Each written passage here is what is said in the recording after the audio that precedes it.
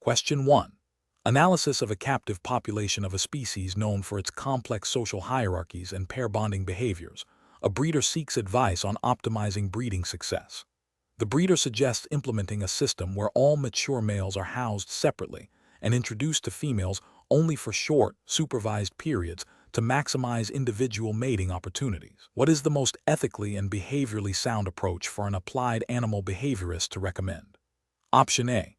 Recommend a system of random introductions of males to females, with the goal of allowing natural selection to favor the most persistent or aggressive males in achieving matings.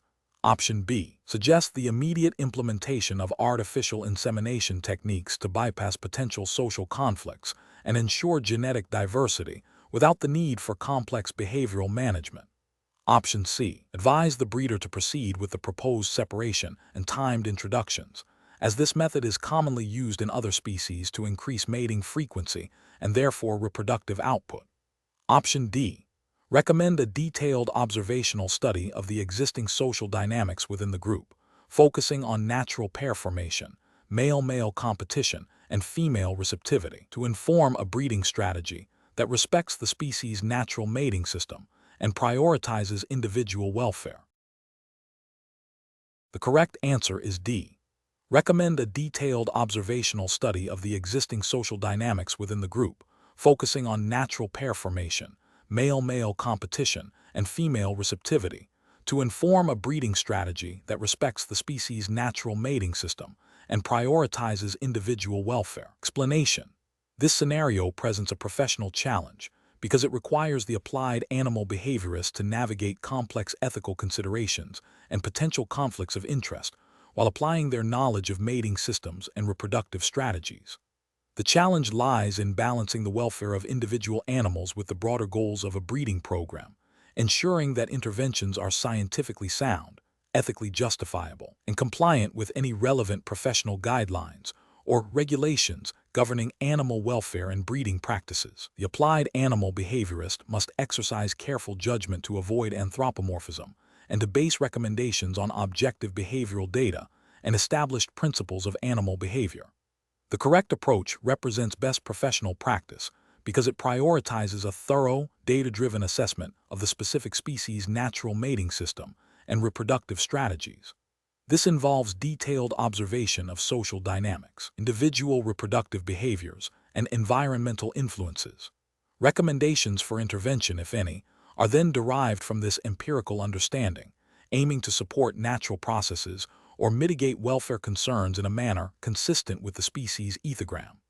This aligns with the core principles of applied animal behavior, emphasizing evidence-based practice and the welfare of the animals. Professional guidelines for applied animal behaviorists typically mandate a commitment to scientific integrity and animal welfare, requiring practitioners to base their work on robust data and to avoid interventions that could be detrimental. An incorrect approach that focuses solely on maximizing reproductive output without considering the natural social structure or individual welfare fails to uphold ethical standards. Such an approach could lead to stress, aggression, or other welfare issues for the animals involved, potentially violating principles of animal welfare that are implicitly or explicitly part of professional conduct. It also demonstrates a lack of understanding of the complexities of natural mating systems, which are often shaped by factors beyond simple reproductive success. Another incorrect approach that relies on anecdotal evidence or popular breeding trends, rather than species-specific behavioral research, is professionally unacceptable. This demonstrates a failure to adhere to scientific rigor and can lead to inappropriate or harmful interventions. Professional applied animal behaviorists are expected to base their recommendations on peer-reviewed literature and empirical data, not on speculation or unsubstantiated claims. A further incorrect approach that involves implementing artificial breeding techniques without a clear behavioral rationale or a thorough understanding of the species' natural reproductive behaviors is also problematic. While artificial techniques may have their place, their application should be guided by behavioral principles and aimed at addressing specific, identified issues, rather than being a default strategy. This approach risks overlooking crucial behavioral components of successful reproduction and could negatively impact the welfare of the animals.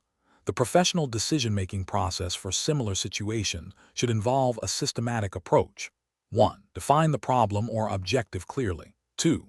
Gather comprehensive behavioral data through direct observation and, if available, existing research on the species. 3. Analyze the data in the context of the species' natural mating system and reproductive strategies. 4. Consider potential welfare implications of any proposed intervention. 5. Formulate recommendations based on scientific evidence and ethical considerations. 6. Communicate findings and recommendations clearly to stakeholders, explaining the rationale behind them. 7. Continuously monitor the outcomes of any implemented interventions and adjust as necessary. Question 2. Strategic planning requires an applied animal behaviorist to consider the diverse needs and expectations of various stakeholders when developing intervention strategies. For a domestic dog exhibiting resource guarding, which approach best balances the client's desire for immediate relief with the ethical imperative to ensure long-term animal welfare and a scientifically sound modification plan? Option A. Advise the client to rehome the dog to a situation where resource guarding is less likely to be an issue. Option B. Immediately implement a punishment-based protocol to suppress the guarding behavior, as this is often what clients expect for quick results. Option C. Recommend that the client muzzle the dog during all mealtimes and when valuable items are present to prevent any potential incidents. Option D. Conduct a thorough assessment of the dog's environment, history, and the specific triggers for resource guarding. Then develop a gradual, positive reinforcement-based desensitization and counter-conditioning plan, educating the client on its implementation and expected timeline. The correct answer is D. Conduct a thorough assessment of the dog's environment, history, and the specific triggers for resource guarding. Then develop a gradual, positive reinforcement-based desensitization and counter-conditioning plan, educating the client on its implementation and expected timeline. Explanation. Scenario analysis. This scenario is professionally challenging because it requires an applied animal behaviorist to balance the immediate needs of a client with the long-term welfare and ethical considerations of the animals involved, all while operating within a specific regulatory framework. The client's desire for a quick, visible solution might conflict with evidence-based behavioral modification strategies that require time and consistency. The applied animal behaviorist must navigate this tension by prioritizing animal welfare and ethical practice, which are paramount in the profession. Correct approach analysis. The correct approach demonstrates best professional practice by prioritizing a comprehensive, science-based assessment of the animal's behavior and environment. This aligns with the core principles of applied animal behavior, emphasizing understanding the underlying causes of behavior before implementing interventions. It respects the animal's welfare by avoiding potentially harmful or ineffective quick fixes. This approach is ethically sound, as it upholds the responsibility to act in the best interest of the animal and is consistent with professional guidelines that mandate evidence-based practice and client education. Incorrect approaches analysis. One incorrect approach focuses solely on immediate symptom suppression without investigating the root cause. This is ethically problematic as it may mask underlying issues, potentially leading to a worsening of the problem or the development of new, more severe behavioral issues. It fails to uphold the professional obligation to provide effective and humane interventions.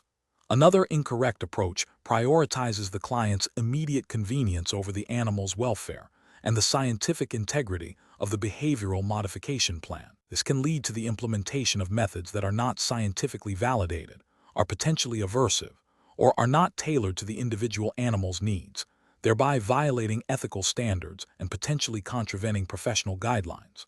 A third incorrect approach involves delegating critical assessment or intervention planning to individuals without the requisite expertise. This is a direct violation of professional responsibility and ethical practice, as it risks misdiagnosis, inappropriate treatment, and potential harm to the animal. It undermines the credibility of the applied animal behaviorist and the profession. Professional reasoning. Professionals should employ a systematic decision-making process that begins with a thorough assessment of the animal's behavior, environment, and the client's goals. This assessment should be guided by scientific literature and ethical principles. The next step involves developing a behavior modification plan that is evidence-based, humane, and tailored to the specific case. Crucially, this plan must be clearly communicated to the client, with an emphasis on education regarding the rationale behind the chosen methods and the expected timeline. Ongoing monitoring and adjustment of the plan based on the animal's progress are essential. This iterative process ensures that the animal's welfare remains the central focus, while effectively addressing the client's concerns within ethical and professional boundaries. Question 3. The monitoring system demonstrates a significant increase in the frequency of individuals orienting away from each other and a decrease in shared resting proximity within a captive social group of species name. While overt aggression remains low, several individuals are exhibiting increased self-grooming and reduced participation in group foraging activities. Based on these observations, which of the following represents the most appropriate initial assessment and potential course of action for an applied animal behaviorist? Option A. Focus solely on the decrease in shared resting proximity, assuming it is the primary driver of the observed changes, and implement environmental enrichment designed to encourage closer proximity. Option B. Conduct a detailed ethogram of affiliative and agonistic behaviors, analyze social network structures, and assess individual physiological stress indicators to determine the underlying causes of the observed social shifts. Option C. Conclude that the group is experiencing a natural period of social flux and no intervention is necessary as overt aggression is absent. Option D. Immediately separate the individuals exhibiting the most self-grooming to reduce potential contagion of stress behaviors and prevent further social disruption. The correct answer is B. Conduct a detailed ethogram of affiliative and agonistic behaviors, analyze social network structures, and assess individual physiological stress indicators to determine the underlying causes of the observed social shifts. Explanation. Scenario analysis. This scenario is professionally challenging because it involves interpreting complex social dynamics within a group of animals, which can be subtle and influenced by numerous factors. The challenge lies in accurately assessing the health and stability of the group's social structure and identifying potential issues that require intervention, all while adhering to the ethical and regulatory standards of applied animal behavior. Misinterpretation could lead to ineffective or even detrimental interventions, impacting animal welfare and potentially violating professional conduct guidelines. Correct approach analysis. The correct approach involves a multifaceted assessment that considers the observed behaviors in the context of established principles of social behavior and group dynamics.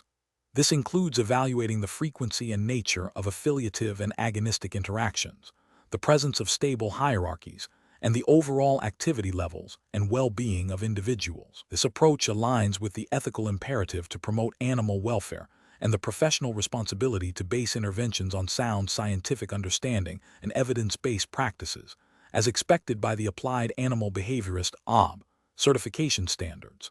It prioritizes a holistic view of the group's social functioning. Incorrect approaches analysis. One incorrect approach involves focusing solely on the absence of overt aggression. This is a failure because social groups can experience significant stress and dysfunction without constant overt conflict. Subtle signs of social disruption, such as increased avoidance, reduced affiliative behaviors, or changes in feeding patterns, can indicate underlying problems. Relying only on the absence of aggression overlooks these critical indicators and may lead to a false sense of security, violating the duty of care. Another incorrect approach is to immediately implement a drastic intervention, such as separating individuals based on a single observation of unusual behavior. This is problematic because it fails to account for the natural variability in animal behavior and the potential for temporary, situational causes for the observed behavior. Such an intervention, without thorough assessment, could disrupt established social bonds, cause unnecessary stress, and be considered an unethical application of behavioral knowledge, potentially contravening guidelines on minimizing harm. A third incorrect approach is to attribute the observed behaviors to a single, simplistic cause without considering the complex interplay of social factors. Animal social behavior is rarely driven by a single factor. It is a dynamic interplay of individual needs, group structure, environmental influences, and learned behaviors. A simplistic attribution ignores this complexity, leading to an incomplete understanding and potentially ineffective or harmful interventions, which is a failure of professional due diligence. Professional reasoning. Professionals should approach such situations by first conducting a comprehensive baseline assessment of the group's social dynamics. This involves systematic observation over a sufficient period to capture natural variations. Data should be collected on various aspects of social behavior, including affiliative interactions, G. Grooming proximity, agonistic interactions, e.g., threats, chases, bites, social play, and individual well-being indicators, e.g., body condition, activity levels. This data should then be analyzed in the context of known species-specific social behavior and general principles of group dynamics. Any deviations from established norms or concerning patterns should be investigated further, considering potential contributing factors such as environmental changes, resource availability, or individual health issues. Interventions should be carefully planned, implemented incrementally, and monitored for effectiveness, always prioritizing the welfare of the animals and adhering to ethical guidelines. Question 4. Research into the cognitive processes of a domestic dog exhibiting persistent avoidance of a specific room in the house has led to several potential explanations for its behavior. Which of the following approaches would be most aligned with the ethical and scientific standards of an applied animal behaviorist, AAB, operating under U.S. regulatory frameworks? Option A. Assuming the dog is experiencing a form of room phobia, similar to human anxiety disorders, and immediately recommending a calming supplement and desensitization exercises based on general pet owner advice. Option B. Conducting a series of controlled experiments to assess the dog's spatial memory, associative learning capabilities, and emotional responses to stimuli previously encountered in that room, while systematically ruling out medical causes. Option C. Interpreting the dog's avoidance as a deliberate act of defiance or spite towards the owner, and advising the owner to enforce strict obedience training to overcome the perceived stubbornness. Option D. Relying solely on the owner's description of the dog's behavior and suggesting a quick fix, such as redirecting the dog to a different area of the house, without further investigation into the underlying cognitive or emotional factors. The correct answer is B. Conducting a series of controlled experiments to assess the dog's spatial memory, associative learning capabilities, and emotional responses to stimuli previously encountered in that room, while systematically ruling out medical causes. Explanation: scenario analysis. This scenario presents a professional challenge because it requires an applied animal behaviorist to interpret complex cognitive processes in a nonverbal subject and translate that understanding into practical, ethical interventions. The challenge lies in the inherent subjectivity of interpreting animal behavior, the potential for anthropomorphism, and the need to adhere strictly to the applied animal behaviorist AAB certification's ethical guidelines and scope of practice, which are grounded in U.S. regulatory frameworks. The behaviorist must balance scientific rigor with the welfare of the animal and the expectations of the client, all while operating within a defined professional and legal landscape. Correct approach analysis. The correct approach demonstrates best professional practice by prioritizing a systematic, evidence-based investigation of the animal's cognitive abilities and emotional state. This involves employing a range of validated behavioral assessment tools and considering multiple hypotheses for the observed behaviors, rather than jumping to conclusions. It aligns with the AAB's ethical principles, which emphasize the importance of objective data collection, thorough assessment, and the development of interventions that are in the animal's best interest and supported by scientific literature. This approach respects the complexity of animal cognition and avoids oversimplification, ensuring that interventions are targeted and effective, thereby upholding the professional standards expected of a certified applied animal behaviorist operating under U.S. regulations. Incorrect approaches analysis. One incorrect approach fails by prematurely attributing complex human-like emotions or intentions to the animal without sufficient empirical evidence. This represents a significant ethical failure by engaging in anthropomorphism, which can lead to misdiagnosis, inappropriate interventions, and a disregard for the animal's actual cognitive and emotional needs.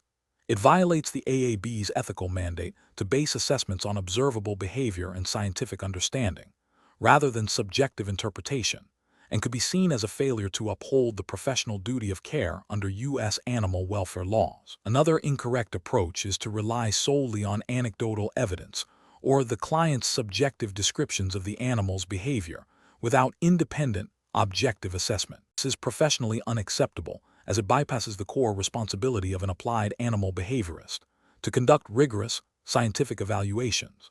Ethically, it risks misrepresenting the animal's condition and failing to provide effective solutions, potentially leading to harm or continued distress for the animal.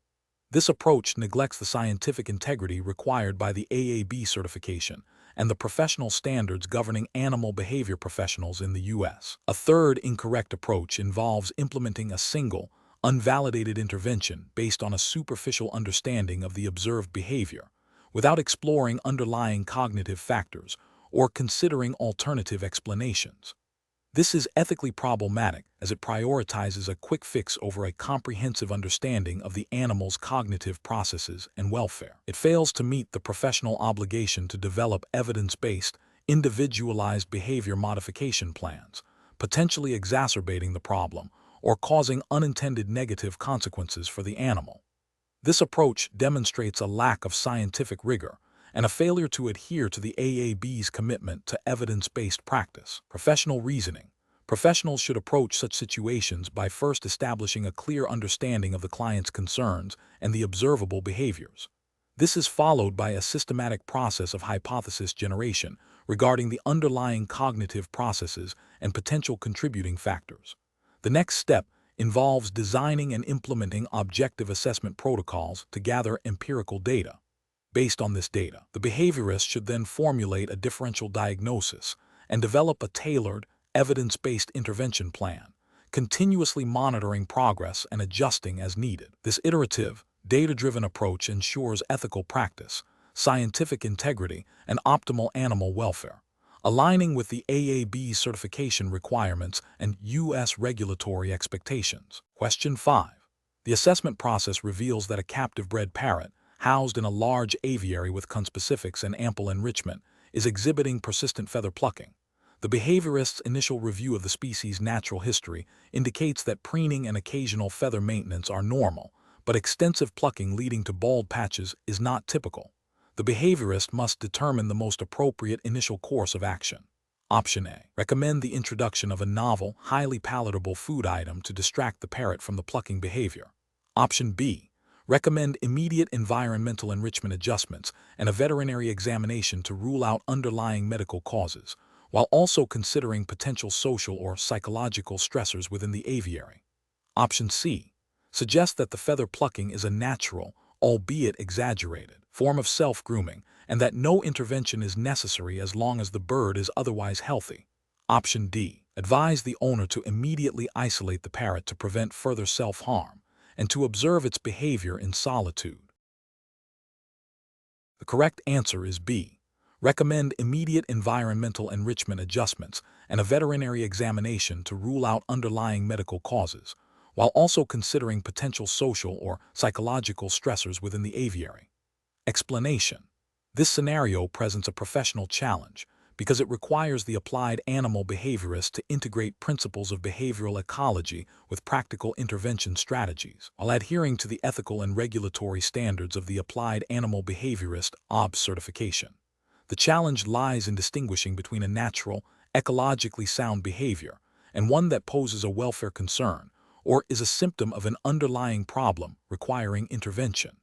Careful judgment is required to avoid anthropomorphism and to base recommendations on scientific evidence and ecological context. Correct approach represents best professional practice because it prioritizes a thorough assessment of the animal's natural behavioral repertoire within its ecological niche before considering intervention.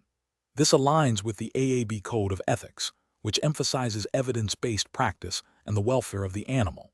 By first understanding the species' typical behaviors and the environmental factors influencing them, the behaviorist can accurately diagnose the situation. If the behavior is indeed maladaptive or indicative of distress, the subsequent intervention plan will be more targeted, effective, and ethically sound, minimizing unnecessary stress or disruption to the animal's natural behaviors. This approach respects the animal's intrinsic needs and ecological role. An incorrect approach that focuses solely on immediate suppression of the observed behavior without ecological context fails to meet professional standards. This could lead to masking underlying issues such as stress, illness, or inadequate environmental enrichment, which would be a violation of the duty of care and potentially the AAB Code of Ethics regarding animal welfare. Another incorrect approach that assumes the behavior is solely a result of human interaction without considering the animal's natural behavioral ecology risks misdiagnosis and inappropriate interventions. This overlooks the fundamental principles of behavioral ecology that guide the understanding of animal behavior in its natural context. A third incorrect approach that relies on anecdotal evidence or popular opinion rather than scientific literature and empirical observation is a direct contravention of the AAB's commitment to evidence-based practice and scientific integrity. The professional decision-making process for similar situations should begin with a comprehensive review of the animal's species-typical behaviors and their ecological functions. This involves consulting scientific literature on behavioral ecology, ethology, and conservation biology relevant to the species. Following this, a detailed assessment of the individual animal's environment, social structure, and physical condition is crucial.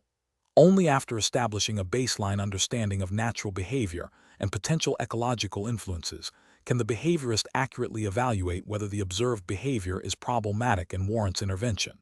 If intervention is necessary, the plan should be designed to address the root cause, promote natural behaviors, and enhance welfare, always within the framework of ethical guidelines and scientific best practices. Question 6. Governance review demonstrates that a captive breeding program for a species of wild bird is experiencing a high incidence of nest abandonment.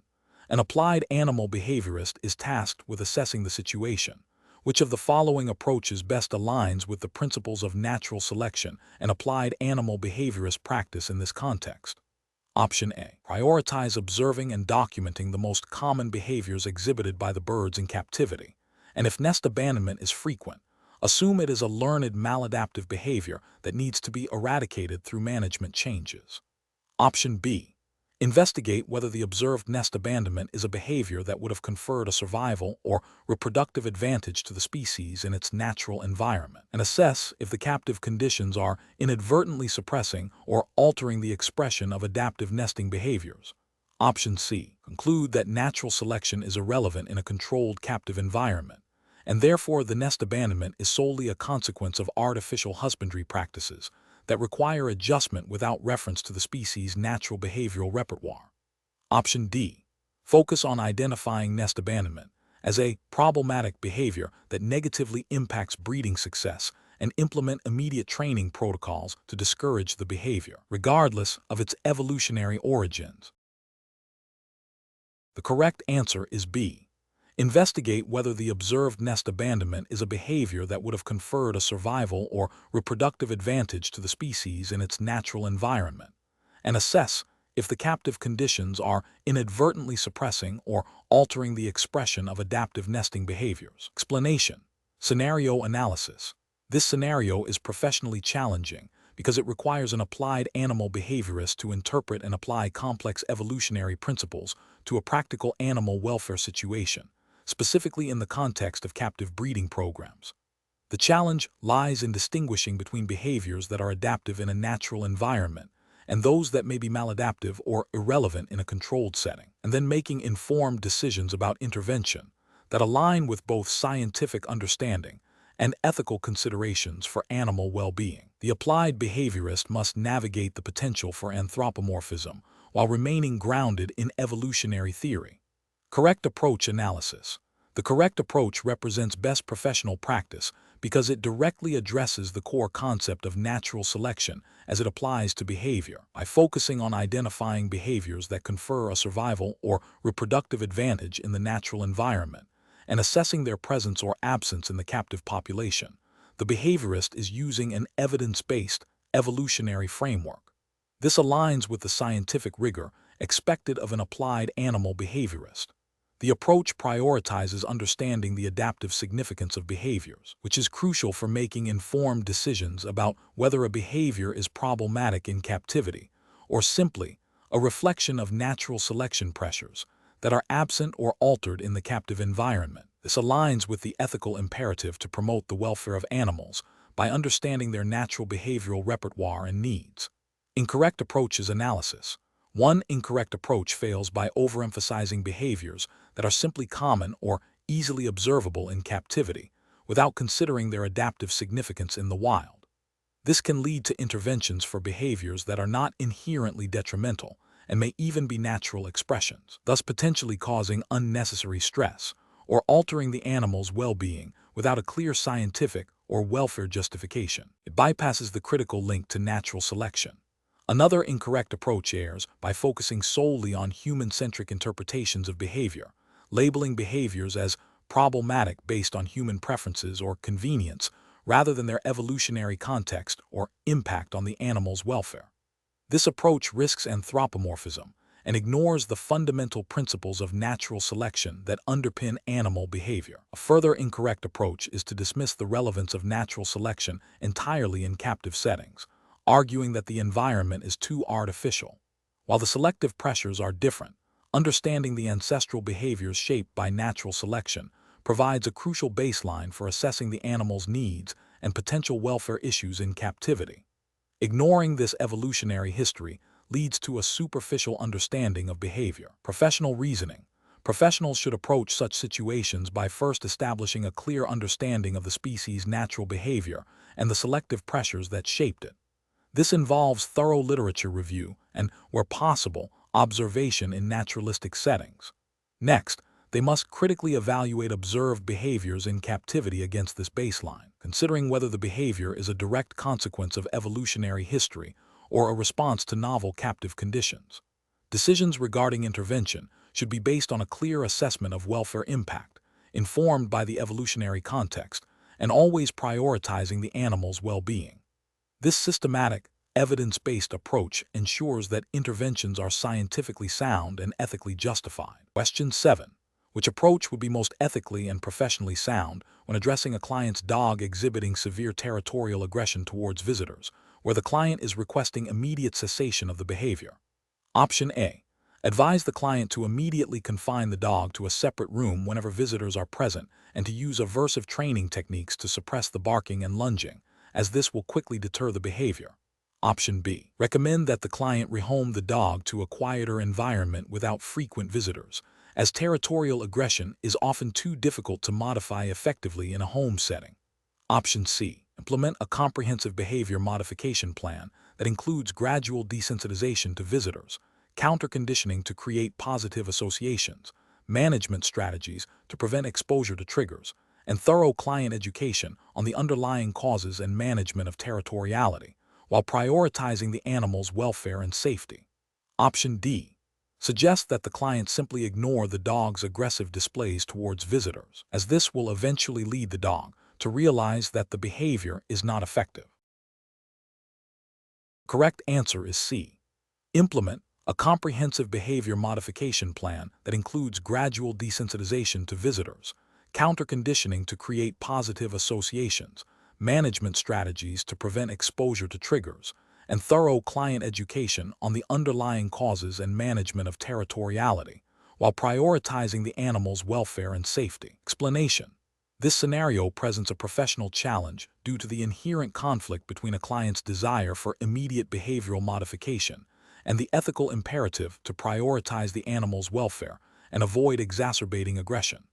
Territoriality, when expressed aggressively, can pose risks to both the animal and its environment, necessitating a nuanced approach that goes beyond simple suppression of the behavior. Careful judgment is required to balance the client's needs with the animal's well-being and the principles of applied animal behavior. The correct approach represents best professional practice because it adheres to the core ethical principles of applied animal behavior, which emphasize humane and evidence-based interventions. This approach prioritizes understanding the underlying causes of the territorial aggression, assessing the risk factors, and developing a comprehensive behavior modification plan that addresses the animal's needs and the environmental triggers. It involves a thorough assessment, gradual desensitization and counter-conditioning, and client education, all of which are foundational to responsible practice. This aligns with the AAB certification's commitment to promoting animal welfare and ethical conduct. An incorrect approach that focuses solely on punishment or immediate suppression of the territorial aggression would be a significant regulatory and ethical failure. Such methods can suppress outward signs of distress or aggression without addressing the underlying emotional state of the animal, potentially leading to increased anxiety, fear, or even more severe behavioral issues, including redirected aggression. This violates the principle of do no harm and fails to meet the standards of professional practice expected of a certified applied animal behaviorist. Another incorrect approach might involve recommending drastic environmental changes without a proper behavioral assessment, which could be ineffective, stressful for the animal, and financially burdensome for the client, demonstrating a lack of professional due diligence. A professional decision-making process for similar situations should involve a systematic approach. 1. Conduct a thorough history and behavioral assessment to understand the context, triggers, and severity of the territorial aggression. 2. Prioritize the safety of all involved, including the animal, client, and any other individuals or animals. 3. Develop a behavior modification plan based on scientific principles, focusing on positive reinforcement, desensitization, and counterconditioning. 4. Educate the client on the behavior, the plan, and realistic expectations. 5. Monitor progress closely and adjust the plan as needed. 6. Consult with other professionals if necessary. 7. Always prioritize the animal's welfare and avoid methods that could cause harm or distress. Question 8. The review process indicates a need to evaluate an applied animal behaviorist's approach to a situation involving escalating social tension between two bonded dogs, characterized by increased vocalizations and tense body language during shared activities. Which of the following represents the most ethically sound and behaviorally informed initial strategy? Option A. Conduct a detailed ethogram of all vocalizations and body language signals exchanged between the dogs during various social contexts, alongside an assessment of environmental triggers, to understand the communicative intent behind the escalating tension. Option B. Immediately implement a strict separation protocol for the dogs whenever signs of tension appear, to prevent any further escalation and potential conflict. Option C. Focus on suppressing the specific vocalizations that appear to be most disruptive, using counter-conditioning techniques targeted solely at the sound itself. Option D. Advise the owner to increase the frequency of solitary enrichment activities for each dog, to reduce their reliance on each other and minimize interaction-based stress. The correct answer is A. Conduct a detailed ethogram of all vocalizations and body language signals exchanged between the dogs during various social contexts, alongside an assessment of environmental triggers, to understand the communicative intent behind the escalating tension. Explanation. The review process indicates a need to assess the applied animal behaviorist's understanding of communication's role in social interaction, specifically within the context of the Applied Animal Behaviorist AAB certification's regulatory framework. This scenario is professionally challenging because it requires the behaviorist to not only understand theoretical principles of animal communication, but also to apply them ethically and effectively in a practical setting, ensuring the welfare of the animals involved. The challenge lies in discerning the most appropriate intervention strategy when communication breakdowns are suspected, balancing the need for behavioral modification with the imperative to avoid causing undue stress or misinterpreting complex social dynamics.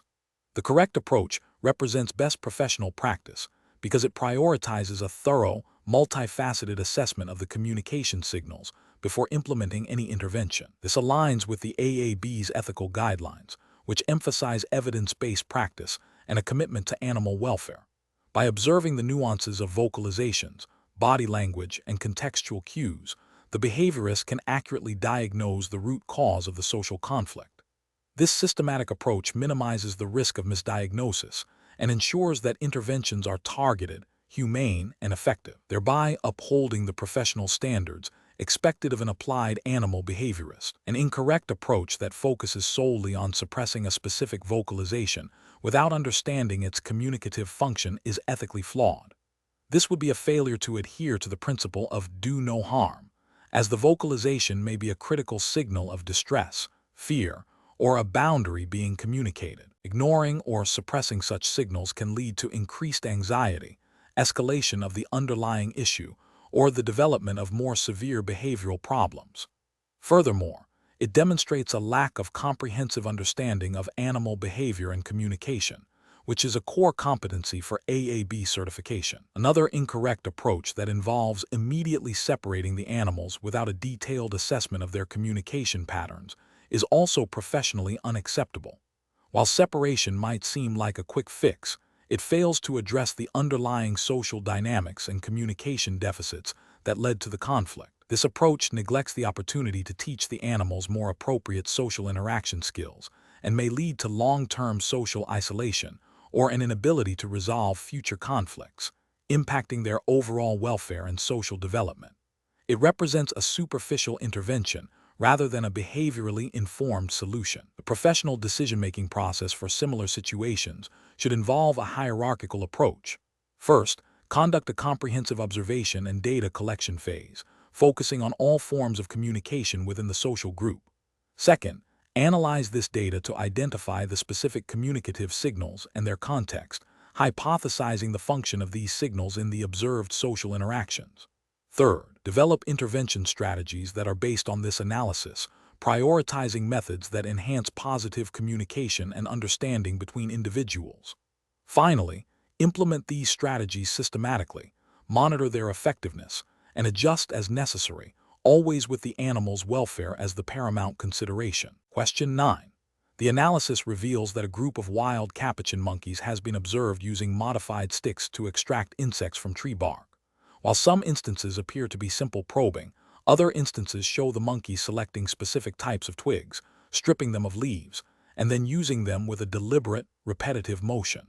Considering the ethical and scientific standards for applied animal behaviorists, which of the following approaches best reflects a rigorous and responsible interpretation of this observed behavior?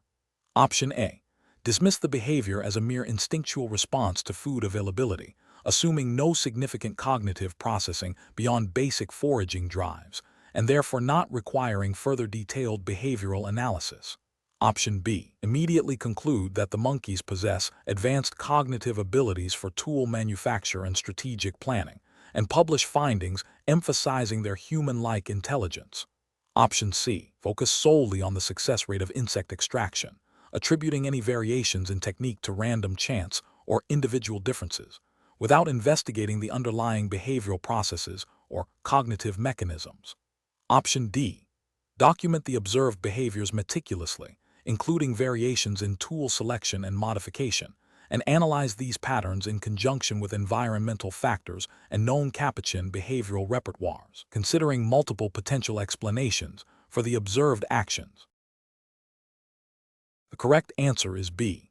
Immediately conclude that the monkeys possess advanced cognitive abilities for tool manufacture and strategic planning, and publish findings emphasizing their human-like intelligence. Explanation. Scenario analysis. This scenario presents a professional challenge because it requires an applied animal behaviorist to interpret complex problem-solving behaviors in a non-domesticated species, specifically a primate, without direct human intervention or training. The challenge lies in distinguishing between innate problem-solving strategies, learned behaviors, and potential anthropomorphic interpretations. The behaviorist must rely on objective observation and established ethological principles to draw valid conclusions, avoiding assumptions about the animal's internal state or intent. This demands a high degree of scientific rigor and an understanding of the limitations of observational data. Correct approach analysis. The correct approach involves a systematic, multifaceted observational methodology. This includes detailed ethograms to categorize behaviors, controlled environmental assessments to isolate variables, and comparative analysis with known problem-solving repertoires in similar species. This approach aligns with the ethical guidelines of the Applied Animal Behaviorist certification, which emphasize evidence-based practice and the avoidance of unsubstantiated claims. By focusing on observable actions and their context, the behaviorist adheres to principles of scientific objectivity and responsible interpretation, ensuring that conclusions are grounded in empirical data and not speculation. This method also respects the animal's natural behavior by minimizing disturbance. Incorrect approaches analysis.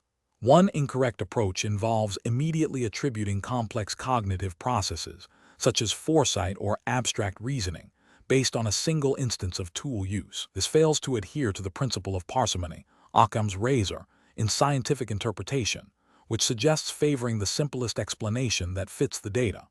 Ethically, it risks misrepresenting the animal's capabilities and potentially leading to inappropriate conservation or management strategies.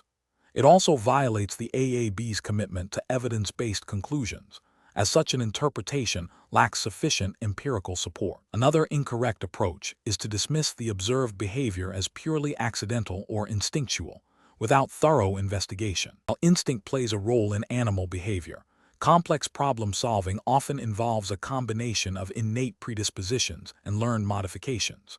Failing to explore the nuances of the behavior, such as variations in tool selection or application, overlooks potential evidence of adaptive learning or flexible problem-solving strategies. This approach is scientifically incomplete and ethically problematic if it leads to underestimating the animal's cognitive abilities, which could impact its welfare or conservation status. A third incorrect approach is to rely solely on anecdotal reports or comparisons to human problem-solving without rigorous scientific validation. While comparative cognition is a valid field, direct analogies to human cognition can be misleading without careful consideration of species-specific differences in sensory perception, motor skills, and cognitive architecture. This approach lacks the necessary objectivity and can lead to anthropomorphic biases, which are explicitly discouraged in professional animal behavior practice. It fails to meet the AAB standards for scientific integrity and objective data analysis. Professional reasoning. Professionals should approach such scenarios by first establishing clear, measurable behavioral definitions. They should then employ a systematic observational protocol, collecting data over sufficient time and across various contexts. The interpretation of this data must be guided by established ethological theories and comparative data, always favoring the most parsimonious explanation that is supported by the evidence.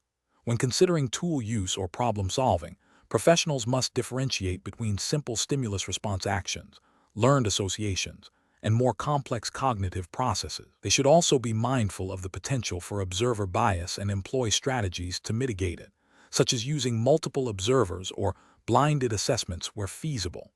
Ethical considerations regarding animal welfare and the responsible dissemination of findings are paramount. Question 10. Benchmark analysis indicates that an applied animal behaviorist is consulting on a domestic cat exhibiting a novel series of vocalizations and body postures during meal times. The owner describes these behaviors as the cat demanding more food and being greedy.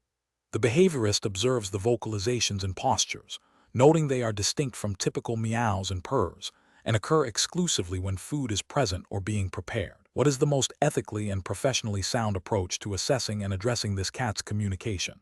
Option A. Focus solely on the owner's interpretation of the cat's intentions and adjust feeding based on their perception of the cat's greediness. Option B. Advise the owner to ignore the vocalizations and postures, as they are likely attention-seeking behaviors that will extinguish with lack of reinforcement. Option C. Conduct a thorough behavioral assessment, documenting the specific characteristics of the vocalizations and postures, their frequency, duration, and the precise environmental and social context in which they occur, while also considering potential underlying medical or emotional factors contributing to the behavior. Option D. Immediately implement a feeding schedule that provides larger portions at meal times, as this directly addresses the owner's interpretation of the cat's demands. The correct answer is C.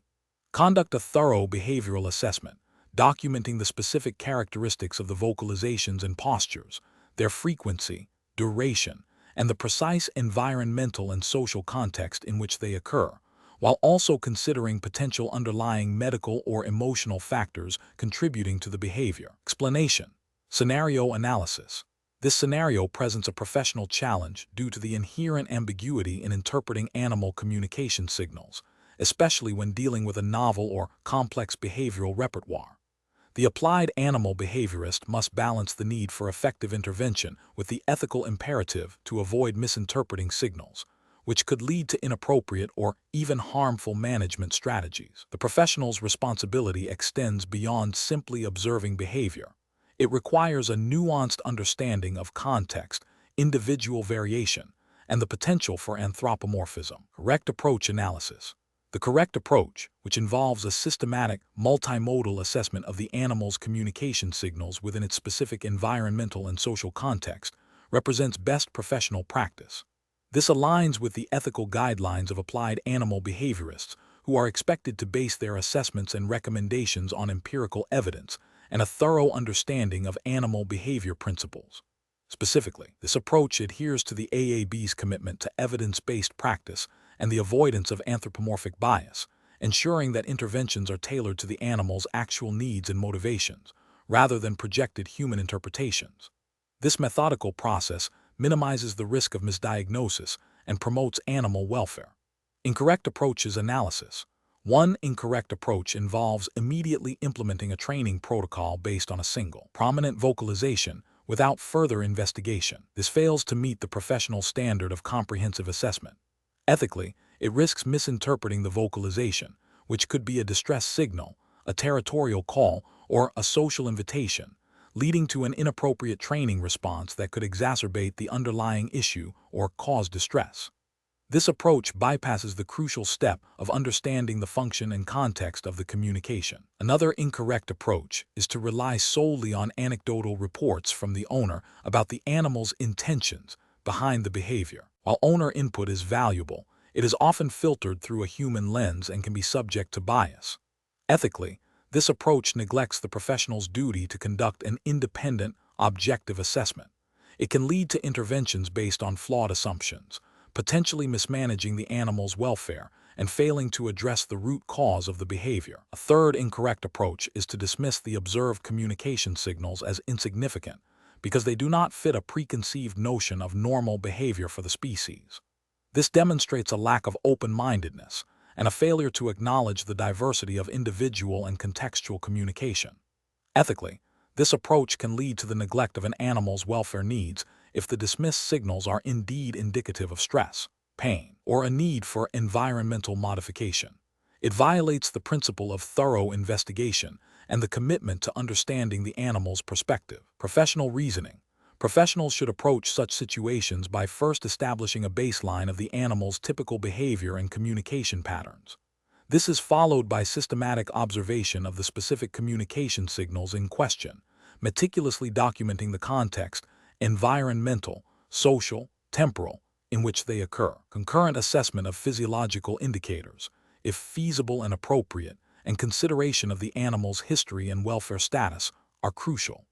Recommendations for intervention should only be made after a comprehensive understanding of the communications function and the animal's overall state, always prioritizing the animal's welfare and adhering to evidence-based practices. Question 11. The audit findings indicate a need to review the foundational knowledge of applied animal behaviorists regarding the historical development of the field. Which of the following accurately identifies the primary theoretical contributions of key figures in animal behavior research? Option A. B.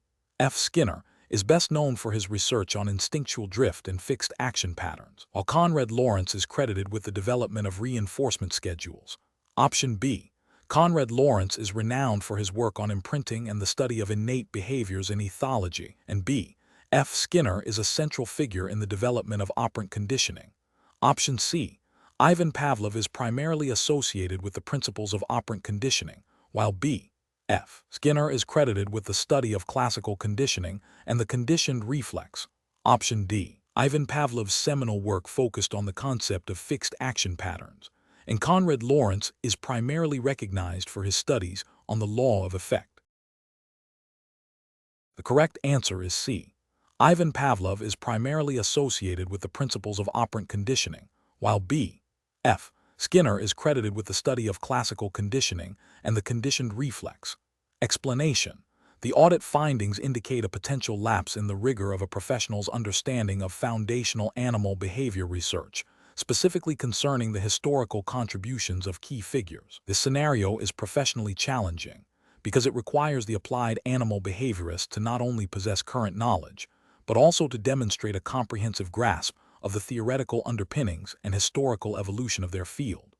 A superficial understanding of key figures can lead to misapplication of principles, an inability to critically evaluate research, and a failure to contextualize current practices within the broader scientific landscape. This can impact the quality of behavioral assessments, intervention plans, and the overall credibility of the professional. The correct approach represents best professional practice because it demonstrates a commitment to a deep and nuanced understanding of the field's history and foundational principles, recognizing the specific contributions of individuals like B. F. Skinner to operant conditioning, Conrad Lawrence to ethology and imprinting, and Ivan Pavlov to classical conditioning, allows for a more informed and effective application of behavioral principles. This historical awareness is implicitly expected of certified professionals, as it underpins the theoretical frameworks they utilize daily. It allows for a more sophisticated approach to problem solving, enabling the behaviorist to draw upon a wider range of theoretical perspectives and historical precedents when addressing complex behavioral issues. This depth of knowledge is crucial for maintaining professional competence and ethical practice, as it ensures that interventions are grounded in well-established scientific principles and historical context. An incorrect approach that focuses solely on contemporary figures without acknowledging the foundational work of earlier researchers is professionally unacceptable. This represents a failure to appreciate the scientific lineage and the development of core concepts in animal behavior. It can lead to an incomplete understanding of why certain techniques are effective or the limitations of current methodologies. Ethically, it suggests a lack of due diligence in maintaining a comprehensive professional knowledge base. Another incorrect approach that conflates the contributions of different researchers, for example, attributing operant conditioning principles to Pavlov, demonstrates a fundamental misunderstanding of the field's intellectual history. This not only undermines the professional's credibility, but also risks misinforming clients and colleagues, potentially leading to ineffective or even harmful behavioral interventions. A third incorrect approach that dismisses the relevance of historical figures entirely, deeming their work outdated, fails to recognize that foundational principles often remain relevant and are built upon by modern research. This can lead to a narrow and potentially biased perspective, hindering the ability to critically analyze and integrate new findings. The professional decision-making process in such situations should involve a continuous commitment to learning and a critical self-assessment of one's knowledge base. When faced with an audit or a challenging case, professionals should actively seek to revisit foundational texts, engage with historical literature, and ensure their understanding of key theoretical frameworks is robust. This involves not just memorizing names, but understanding the experimental paradigms, core concepts, and lasting impact of each significant contributor to the field of animal behavior. Question 12. During the evaluation of a dog exhibiting house soiling incidents, which of the following approaches most accurately reflects the definition and scope of applied animal behavior? Option A. Concluding that the dog is intentionally being spiteful or acting out due to perceived punishment from the owner, as this is a common interpretation of such behaviors. Option B. Recommending immediate punishment for the house soiling, as this is a widely accepted method for correcting unwanted behaviors in dogs. Option C. Focusing on the owner's belief that the dog feels guilty and is trying to apologize, as this emotional interpretation is key to understanding the dog's motivation. Option D. Documenting the frequency, location, and timing of the house soiling incidents, along with associated environmental factors and the dog's immediate observable responses before, during, and after the event. The correct answer is D. Documenting the frequency, location, and timing of the house soiling incidents, along with associated environmental factors and the dog's immediate observable responses before, during, and after the event. Explanation. This scenario presents a professional challenge because it requires the applied animal behaviorist to distinguish between observable, measurable behaviors and internal, unobservable states or interpretations. The scope of animal behavior, as understood within the professional framework of applied animal behavior, is strictly limited to what can be objectively observed and quantified. Misinterpreting or overstepping this scope can lead to inaccurate assessments, ineffective interventions, and potentially harm to the animal or its human caretakers. The correct approach represents best professional practice because it adheres to the core principles of applied animal behavior science, which emphasizes empirical evidence and objective measurement. By focusing on the dog's observable actions and the environmental context, the behaviorist remains within the defined scope of the discipline. This aligns with the ethical obligation to provide evidence-based services and avoid anthropomorphism or speculative diagnoses that lack scientific support. The AAB certification emphasizes a scientific approach, requiring practitioners to base their work on observable phenomena. An incorrect approach that includes attributing complex human emotions like sadness or guilt to the dog fails to adhere to the scientific definition of animal behavior. These are internal states that cannot be directly observed or measured in animals, while a behaviorist might infer potential underlying emotional states based on behavioral patterns. Presenting these as definitive diagnoses or primary drivers of behavior without objective evidence is a regulatory and ethical failure. It moves beyond the scope of applied animal behavior into speculation, potentially misdirecting intervention strategies and undermining the scientific credibility of the profession. Another incorrect approach that focuses on the owner's subjective interpretation of the dog's behavior, such as "he knows he did something wrong," also falls outside the professional scope. While understanding the owner's perception is important for context, it is not a direct measure of the animal's behavior. Relying solely on such interpretations, rather than objective observation, constitutes a failure to apply scientific methodology and can lead to biased assessments. This can also be an ethical failure if it leads to interventions based on misinterpretations of the animal's actual behavioral repertoire. The professional decision-making process for similar situations should involve a clear delineation between observable behavior and inferred states. Professionals must consistently ask, "Can I directly observe and measure this?" If the answer is no, then the focus should shift to observable behaviors that might be associated with the inferred state, or the inference should be clearly stated as a hypothesis requiring further objective investigation. This involves a commitment to scientific rigor, ethical practice, and a clear understanding of the boundaries of applied animal behavior science. Question 13. Stakeholder feedback indicates that a client's dog, a mixed-breed rescue, exhibits frequent, high-pitched vocalizations when left alone, often accompanied by pacing and destructive chewing. The client believes the dog is simply acting out due to separation anxiety. As an applied animal behaviorist, you are tasked with developing an intervention plan. Which of the following approaches best reflects a comprehensive understanding of animal communication and ethical practice? Option A. Recommend immediate pharmacological intervention to suppress the vocalizations and destructive behaviors, as these are the primary concerns expressed by the client. Option B. Conduct a thorough assessment that includes detailed observation of the dog's body language, e.g., lip licking, yawning, whale eye tail position. During periods of solitude, investigate potential environmental triggers for the vocalizations and consider the role of olfactory cues in the dog's stress response, in addition to addressing separation anxiety. Option C. Focus solely on desensitization and counter-conditioning exercises for separation anxiety, assuming the vocalizations are purely a symptom of this condition.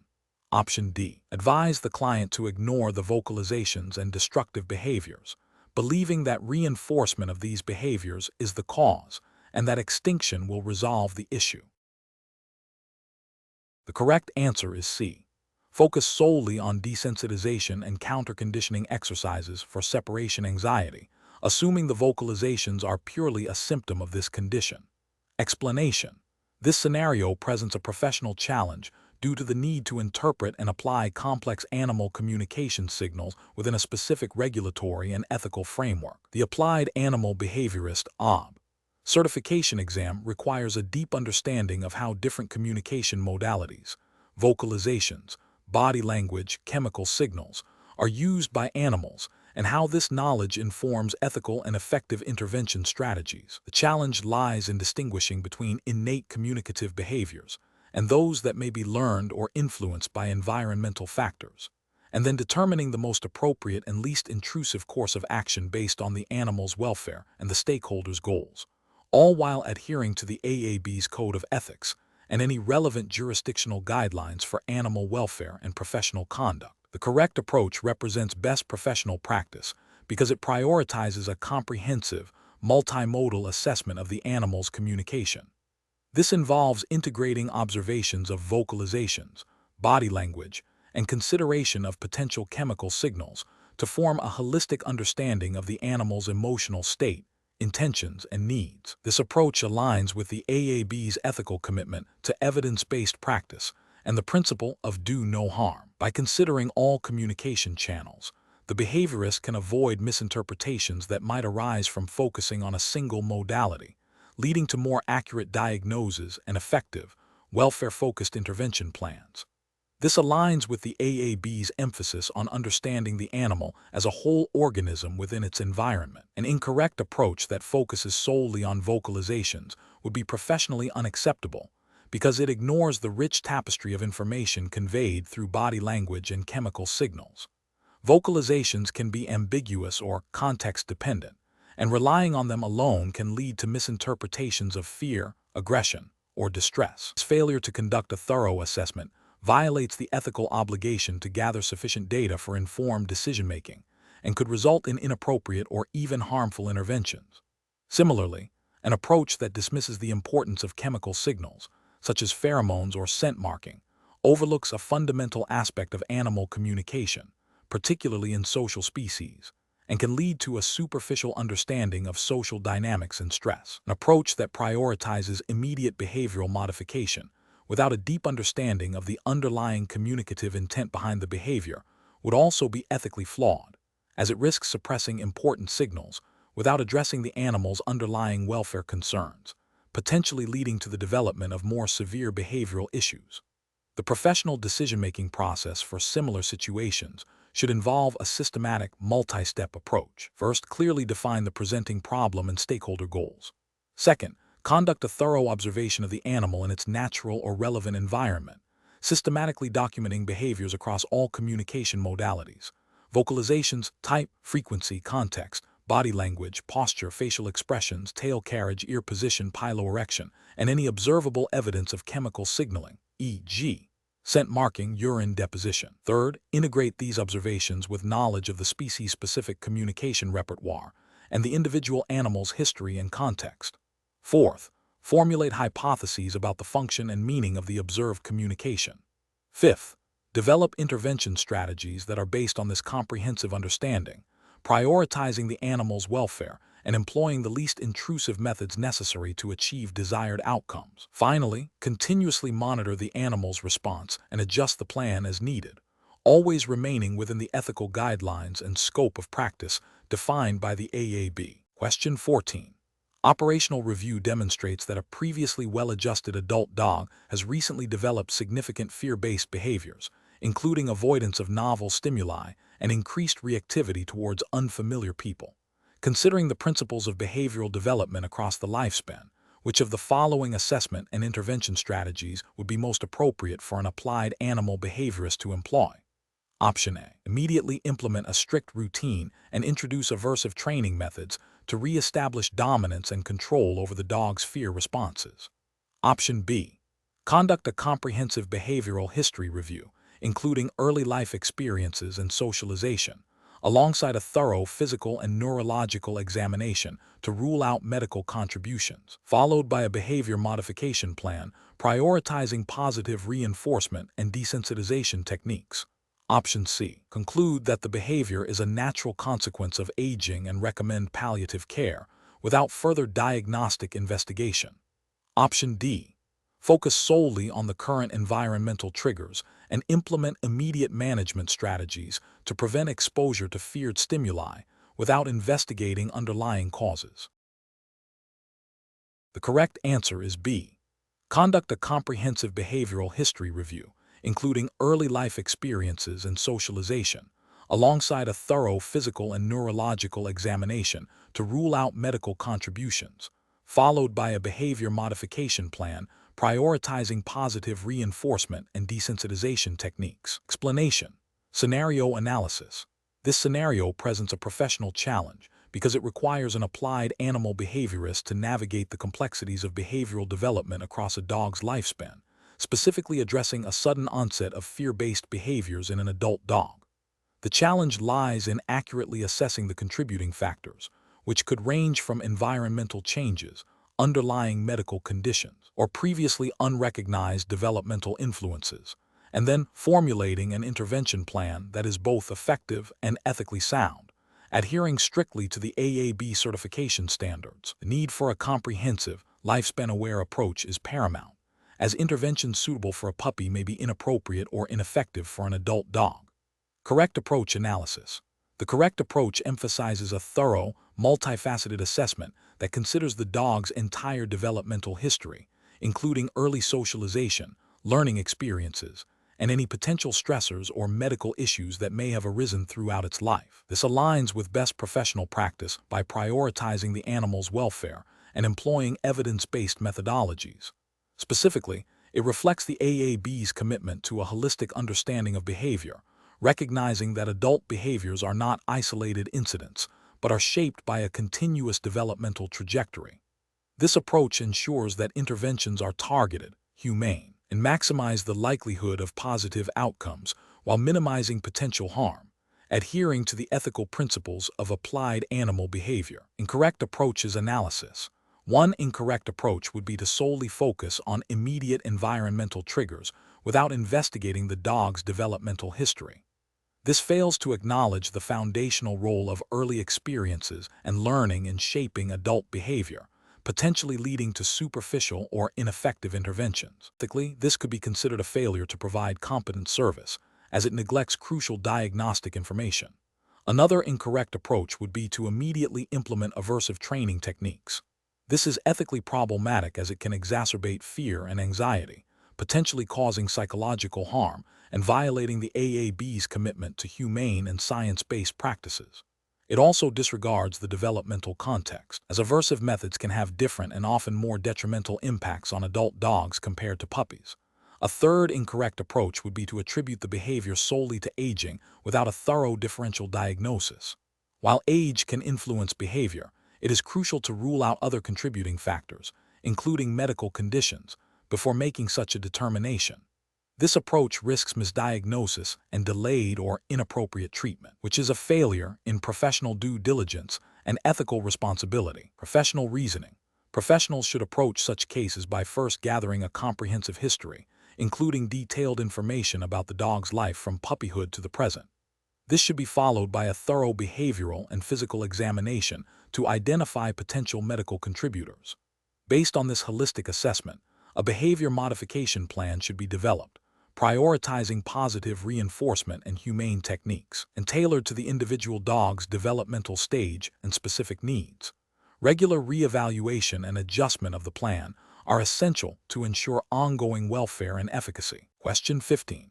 Regulatory review indicates that a recent AAB certification applicant has proposed integrating foundational ethological theories from the early 20th century into their proposed behavior modification plan for a domestic dog. The applicant's proposal heavily relies on the concept of fixed action patterns as described by early researchers, without acknowledging subsequent refinements or alternative explanations for seemingly innate behaviors. What is the most appropriate professional response to this applicant's proposal, considering the historical context and current standards of applied animal behavior? Option A.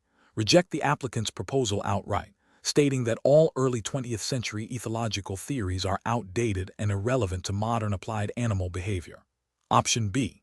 Suggest the applicant focus solely on the most recent peer-reviewed literature, disregarding any historical perspectives to ensure the most up-to-date approach. Option C. Prove the proposal without reservation, as foundational theories, regardless of their age, provide a necessary historical context for any behaviorist. Option D. Advise the applicant to critically evaluate the historical theories, comparing them with contemporary research on canine behavior, and emphasizing the importance of empirical validation and ethical considerations in modern practice. The correct answer is D. Advise the applicant to critically evaluate the historical theories, comparing them with contemporary research on canine behavior, and emphasizing the importance of empirical validation and ethical considerations in modern practice. Explanation. The scenario presents a challenge for an applied animal behaviorist seeking to integrate historical research into contemporary practice. The core difficulty lies in discerning which historical perspectives remain scientifically valid and ethically sound, and which have been superseded by advancements in methodology, understanding, and ethical considerations. Applied animal behaviorists are bound by the ethical guidelines and scientific standards promoted by the Applied Animal Behaviorist (AAB) certification, which emphasizes evidence-based practice and animal welfare. The correct approach involves critically evaluating historical studies through the lens of current scientific understanding and ethical standards. This means recognizing that early ethological studies, while foundational, may have employed methods or interpretations that are now considered anthropomorphic, lacking rigorous controls, or not prioritizing animal welfare as a primary concern. A behaviorist must be able to identify the enduring contributions of historical figures and theories, while acknowledging their limitations and potential biases. This approach aligns with the AAB's commitment to scientific integrity and responsible application of behavioral knowledge. An incorrect approach would be to uncritically accept historical findings or to dismiss them entirely without nuanced evaluation. For instance, relying solely on early, less controlled observational studies without considering modern research methodologies or the ethical implications of the observed behaviors would be a failure to adhere to current scientific standards. Similarly, dismissing all historical work as irrelevant would ignore valuable foundational insights and the evolution of the field. Such approaches risk misinterpreting animal behavior, leading to ineffective or even harmful interventions, and failing to uphold the professional and ethical obligations of an applied animal behaviorist. The professional decision-making process for similar situations requires a commitment to lifelong learning and critical appraisal of information. Behaviorists must continuously engage with current research, understand the historical trajectory of their field, and apply a rigorous ethical framework to all aspects of their work. This involves questioning assumptions, seeking diverse perspectives, and prioritizing the welfare and scientific validity of their assessments and interventions. Question 16. Quality control measures reveal that a recent behavioral assessment of a domestic cat exhibited inconsistencies in data recording, potentially due to subjective interpretation of behaviors. To ensure the integrity of future assessments, which of the following observational methods would best address these concerns and adhere to professional standards for applied animal behaviorists? Option A. Utilizing an ethogram with broad, general categories for behavior and observing the animal only when it exhibits particularly strong or unusual actions. Option B. Relying on spontaneous, narrative notes taken whenever a behavior of interest is observed, without a predefined list of behaviors or a structured sampling schedule. Option C. Conducting observations solely during times when the animal appears most active and engaging, documenting behaviors as they occur without a systematic sampling strategy. Option D. Developing a detailed ethogram with clearly defined operational definitions for each behavior and employing scan sampling at regular, predetermined intervals to capture a representative behavioral profile. The correct answer is D. Developing a detailed ethogram with clearly defined operational definitions for each behavior and employing scan sampling at regular, predetermined intervals to capture a representative behavioral profile. Explanation. Scenario analysis. This scenario presents a common challenge in applied animal behavior, where the reliability and validity of observational data are paramount for accurate assessment and intervention planning. The professional challenge lies in ensuring that the chosen observational method not only captures the target behaviors, but does so in a way that minimizes observer bias and maximizes the representativeness of the data collected. The applied animal behaviorist must balance the need for detailed information with practical constraints, such as time, resources, and the animal's welfare during observation. Correct approach analysis. The correct approach, employing a well-defined ethogram with clear operational definitions and utilizing a systematic sampling method like scan sampling at regular intervals, represents best professional practice. This aligns with the ethical guidelines of the Applied Animal Behaviorist (AAB) certification, which emphasize data-driven decision-making and objective assessment. A clear ethogram ensures consistency and reduces observer interpretation, directly addressing the risk of subjective bias. Systematic sampling, such as scan sampling, provides a representative snapshot of the animal's behavior over time, minimizing the chance of observing only unusual or particularly salient behaviors. This methodological rigor is crucial for generating reliable data that can inform effective behavior modification plans and ensure the welfare of the animal, as mandated by ethical standards that prioritize evidence-based practice. Incorrect approaches analysis. One incorrect approach involves relying solely on anecdotal observations without a structured ethogram or systematic sampling. This fails to meet AAB ethical standards by introducing significant observer bias and lacking objectivity. Anecdotal notes are prone to selective attention and interpretation, leading to potentially inaccurate conclusions about the animal's behavioral repertoire and the frequency or context of specific behaviors. This undermines the scientific basis of applied animal behavior. Another incorrect approach is using an overly broad or poorly defined ethogram. This leads to inconsistent data collection as different observers may interpret the same behavior differently, or behaviors may be misclassified. Such a lack of operational clarity directly violates the principle of reliable data collection, making it impossible to draw valid conclusions or develop effective interventions. This approach is ethically problematic as it can lead to misdiagnosis and inappropriate treatment plans, potentially harming the animal. A third incorrect approach is employing ad libitum sampling without any structured time or event constraints. While it can be useful for initial exploration, relying solely on ad libitum sampling for a formal assessment is problematic. It is highly susceptible to observer bias, as the observer may focus on behaviors that are more noticeable or interesting, rather than representative of the animal's typical behavior. This lack of systematic recording can lead to an incomplete or skewed understanding of the behavioral profile, failing to meet the standards of objective and comprehensive assessment required by professional applied animal behaviorists. Professional reasoning. When faced with the need to assess animal behavior, a professional applied animal behaviorist should first identify the specific behavioral questions to be answered. This guides the selection of appropriate observational methods. A thorough literature review or consultation with experts can inform the development of a precise ethogram with clear, operational definitions for each behavior of interest. The choice of sampling method, e.g., scan, focal, or behavior sampling, should then be determined based on the research question, the nature of the behaviors, and practical considerations, ensuring that the chosen method maximizes data reliability and minimizes bias. Regular inter-observer reliability checks should be conducted if multiple observers are involved. This systematic and objective approach ensures that the collected data is robust, ethically sound, and provides a solid foundation for effective intervention strategies that prioritize animal welfare. Question 17.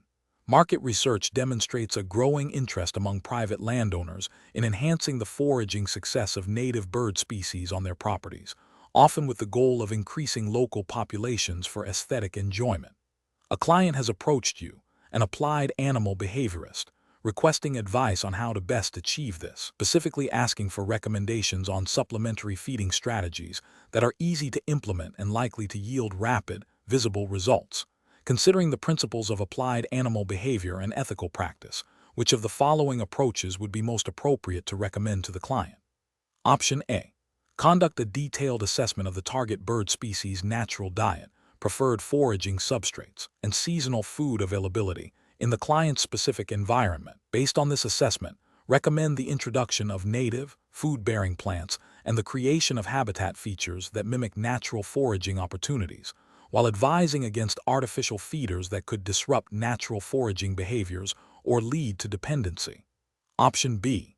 Recommend the client purchase and install specialized, automated feeding devices that dispense a proprietary blend of nutrients designed to maximize rapid weight gain and breeding success in birds, citing anecdotal evidence from online forums. Option C. Advise the client to immediately install a variety of commercially available bird feeders stocked with high-energy seed mixes and suet cakes, as these are known to attract a wide range of bird species and are generally perceived as beneficial by the public. Option D. Suggest the client begin scattering a diverse range of human food scraps, such as bread, cheese, and cooked grains, in open areas of the property, as this is a common practice that many people believe helps supplement bird diets. Correct answer is A. Conduct a detailed assessment of the target bird species' natural diet, preferred foraging substrates, and seasonal food availability in the client's specific environment. Based on this assessment, recommend the introduction of native, food-bearing plants and the creation of habitat features that mimic natural foraging opportunities, while advising against artificial feeders that could disrupt natural foraging behaviors or lead to dependency. Explanation.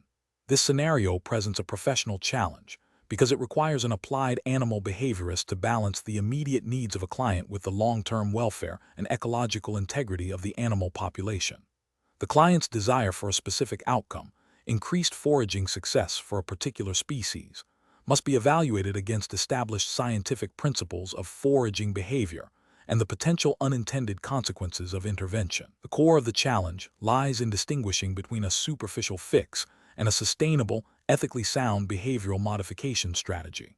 The correct approach represents best professional practice because it prioritizes a thorough evidence-based assessment of the animal's natural foraging ecology before proposing any interventions. This aligns with the ethical guidelines of applied animal behaviorists, which mandate a commitment to the welfare of the animals and the integrity of their natural behaviors. By focusing on understanding the species-specific foraging strategies, environmental factors, and potential stressors, the behaviorist can develop recommendations that are not only effective in the short term, but also promote the animal's long-term health, adaptability, and natural behavioral repertoire. This approach avoids anthropocentric biases and respects the complexity of animal behavior in its ecological context. An incorrect approach that focuses solely on readily available artificial food sources fails to address the underlying reasons for perceived foraging deficits. This could lead to dependency, nutritional imbalances, and a reduction in the animal's natural foraging skills, ultimately compromising its welfare and ability to thrive in its natural environment.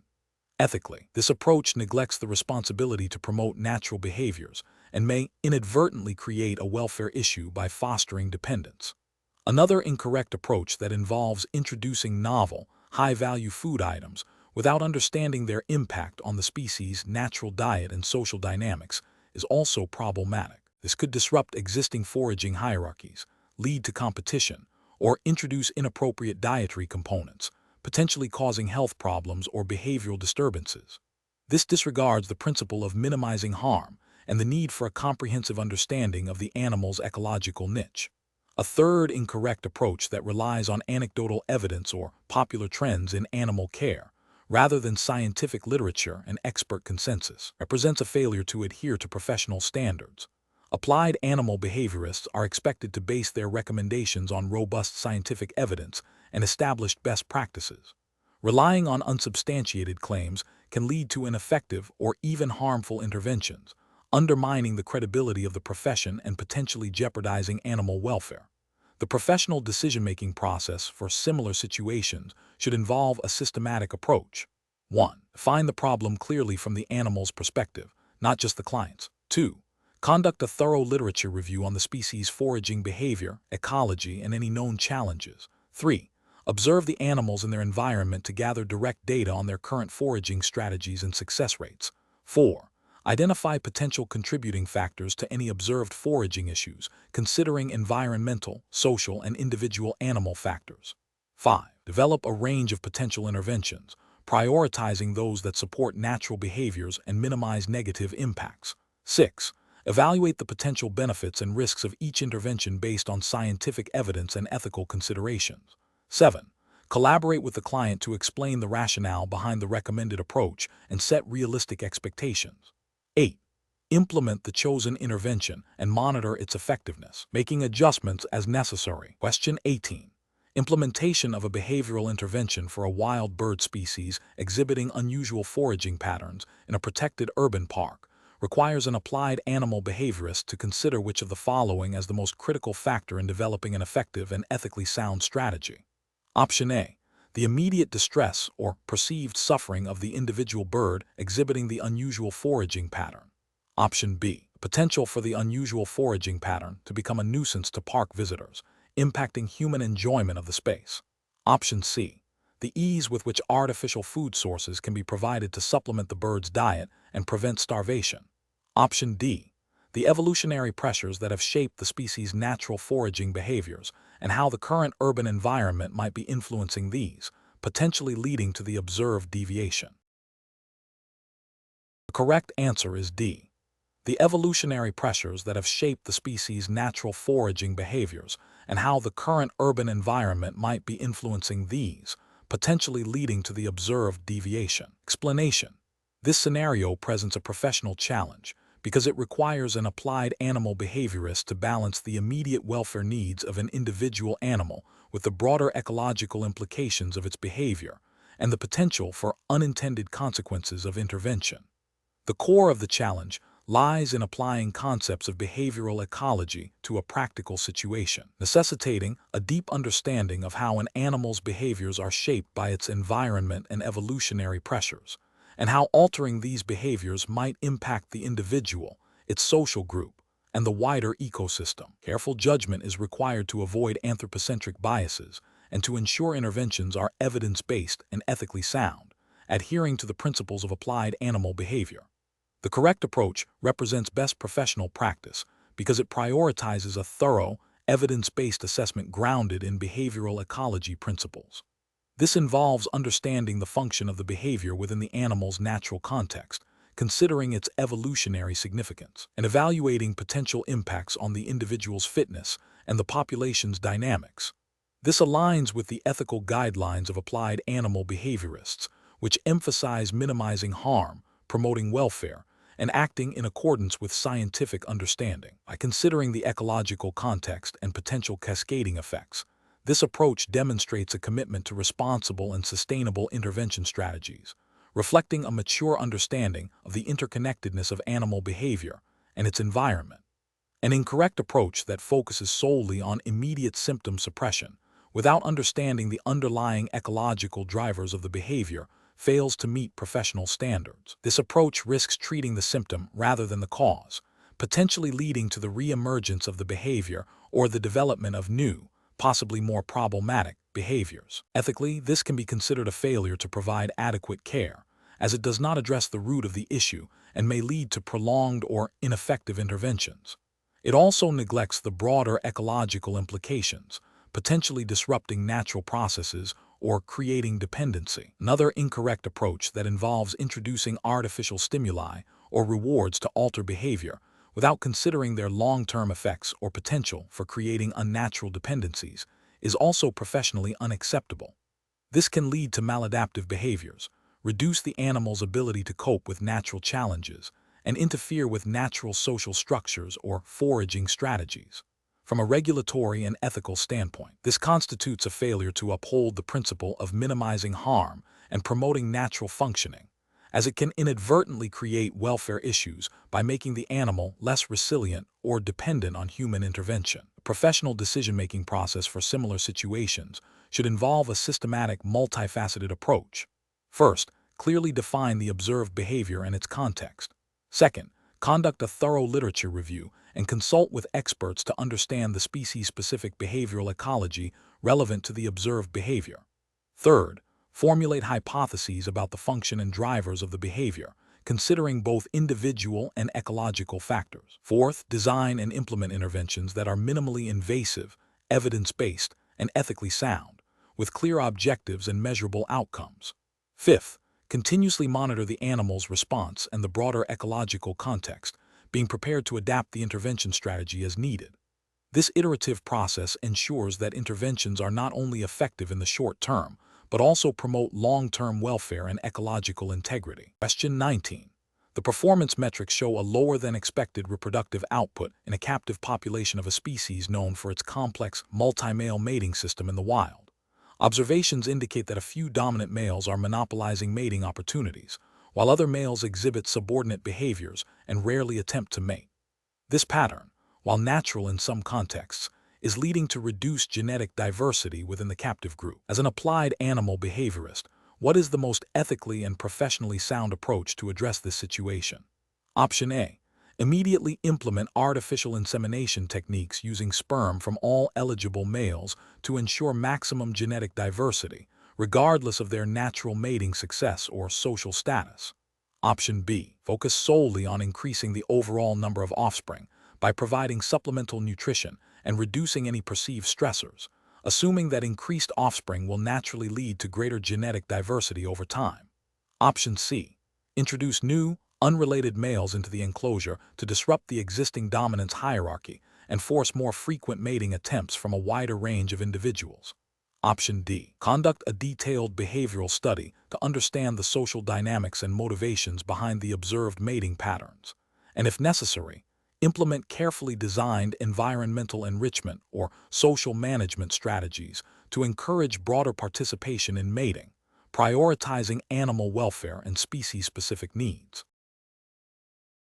The correct answer is D.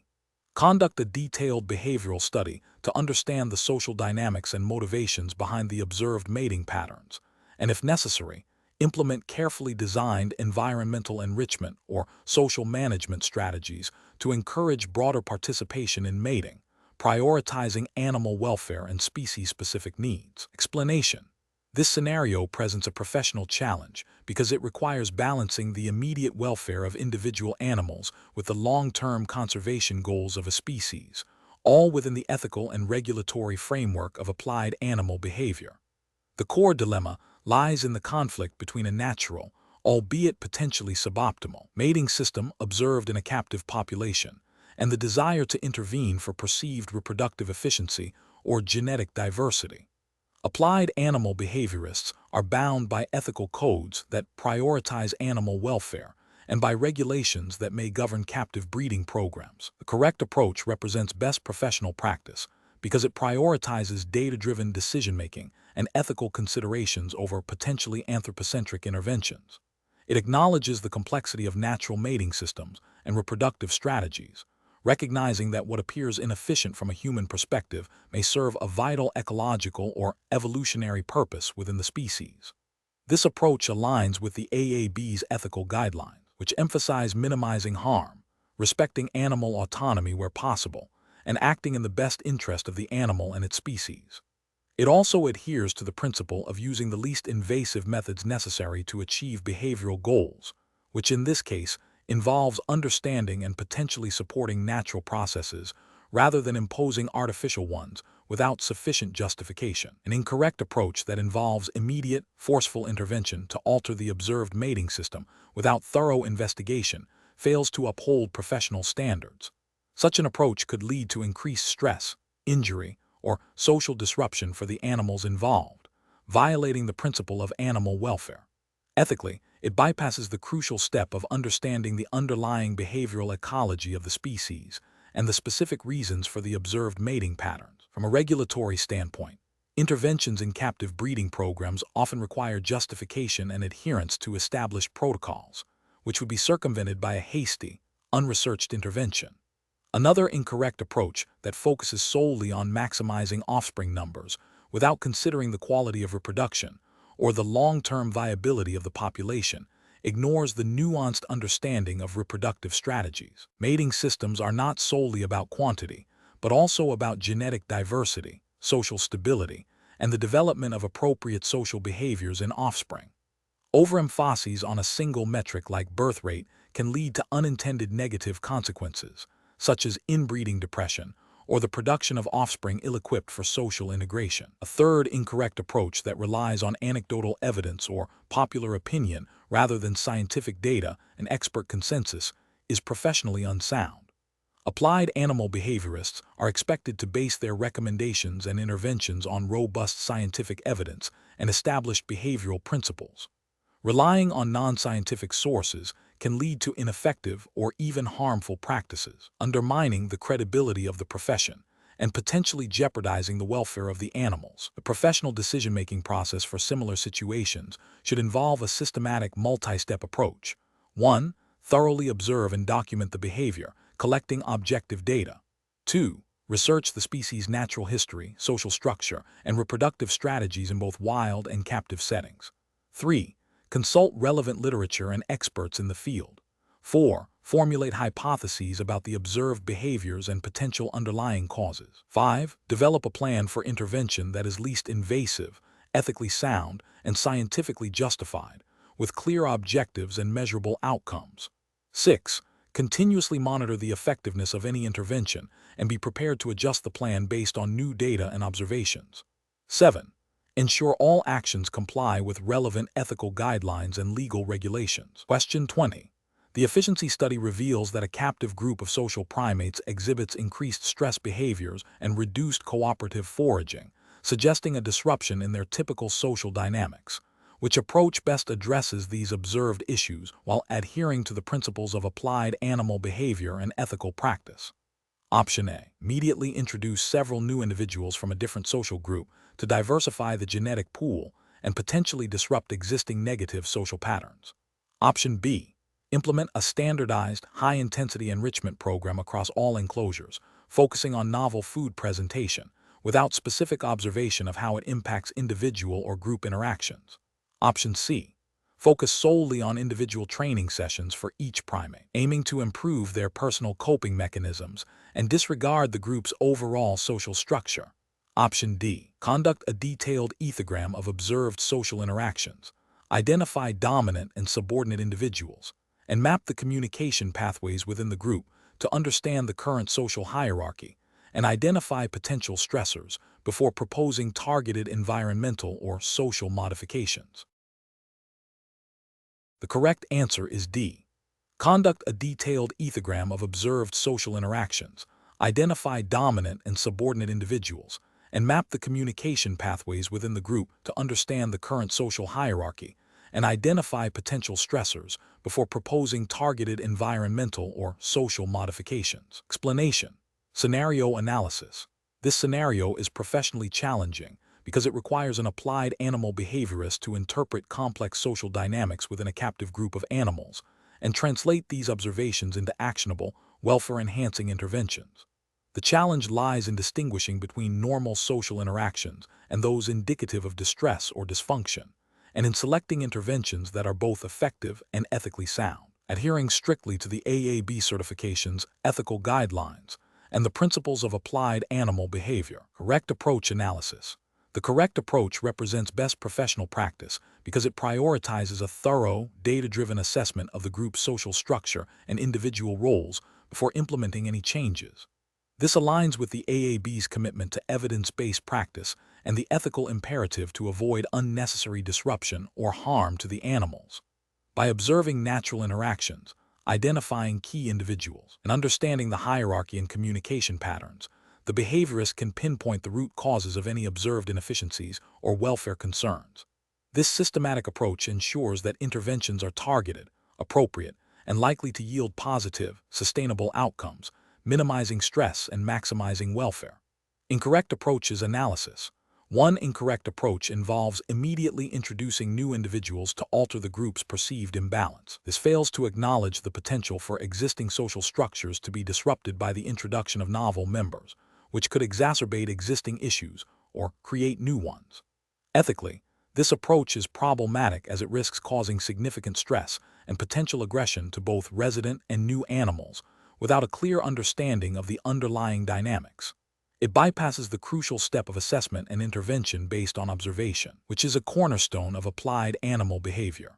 Another incorrect approach is to focus solely on individual animal behavior without considering the group context. While individual behavior is important, social animals' welfare is intrinsically linked to their group dynamics. Ignoring the interplay between individuals, their roles, and the overall group structure means interventions may be misdirected or ineffective. This approach neglects the holistic perspective required for applied animal behaviorists, potentially leading to interventions that address symptoms rather than causes, and failing to meet the comprehensive welfare standards expected. A third incorrect approach is to implement a single, generalized enrichment strategy without tailoring it to the specific social context. While enrichment is vital, a one-size-fits-all solution may not address the specific social challenges or opportunities within this particular group. For instance, an enrichment that encourages solitary foraging might be detrimental if the observed issue is related to social cohesion or competition for resources. This approach lacks the precision and individualized assessment that defines best practice in applied animal behavior, potentially leading to wasted resources and missed opportunities for genuine welfare improvement. Professional reasoning. Professionals should approach such scenarios by first conducting a comprehensive observational study of the group's social behavior, documenting interactions, identifying key individuals, and mapping the social network. This initial assessment should inform the selection of targeted interventions, which could include modifications to the environment, resource management, or carefully planned introductions or removals of individuals, always prioritizing the welfare and stability of the group. The decision-making process should be iterative, with ongoing monitoring to evaluate the effectiveness of interventions and adjust strategies as needed, ensuring adherence to ethical principles and the pursuit of optimal animal welfare.